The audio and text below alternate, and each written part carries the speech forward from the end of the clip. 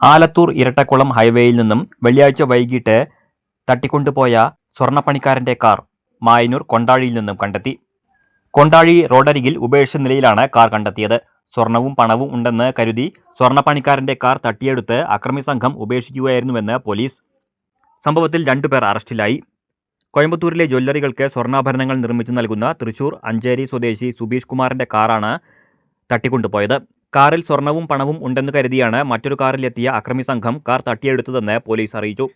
സ്വർണ്ണപ്പണിക്കാരനായ സുബീഷ് കുമാർ കോയമ്പത്തൂരിൽ നിന്നും തൃശൂരിലേക്ക് കാറിൽ മടങ്ങുകയായിരുന്നു. പാലക്കാട് എത്തുമ്പോൾ 2 കാറുകൾ പിന്തുടർന്നതായും കുഴൽമന്ദം ഭാഗത്ത് വെച്ച് കാർ തടഞ്ഞിടാൻ ശ്രമിച്ചതായും പോലീസ് പറഞ്ഞു.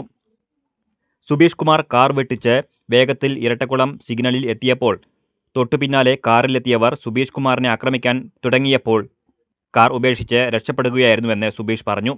കാർ അവിടെ ഉപേക്ഷിച്ച് രക്ഷപ്പെടുകയായിരുന്നു. പ്രതികൾ കാറുമായി തൃശൂർ ജില്ലയിലേക്ക് കടക്കുകയും കാറിൽ സ്വർണ്ണമില്ലെന്ന് തിരിച്ചറിഞ്ഞ് കാർ കൊണ്ടാഴി മായന്നൂർ മൃഗാശുപത്രിക്ക് സമീപം ഉപേക്ഷിക്കുകയുമായിരുന്നു. പാലക്കാട് ജില്ലാ പോലീസ് മേധാവി അബ്ദുൾ റാഷിയുടെ നിർദ്ദേശാനുസരണം Alathur DYSP AJ Johnson, SI Soni Mathai എന്നിവരുടെ നേതൃത്വത്തിലുള്ള പ്രത്യേക അന്വേഷണ സംഘം എറണാകുളം ഏലൂരിൽ നിന്നും അനന്തു, ഷംനാസ് എന്നീ പ്രതികളെ അറസ്റ്റ് ചെയ്തു. ശനിയാഴ്ച രാവിലെയാണ് സുബീഷ് കുമാറിന്റെ ടൊയോട്ട ഹൈറൈഡർ കാർ കൊണ്ടാഴി റോഡരികിൽ നിന്നും കണ്ടെത്തിയത്.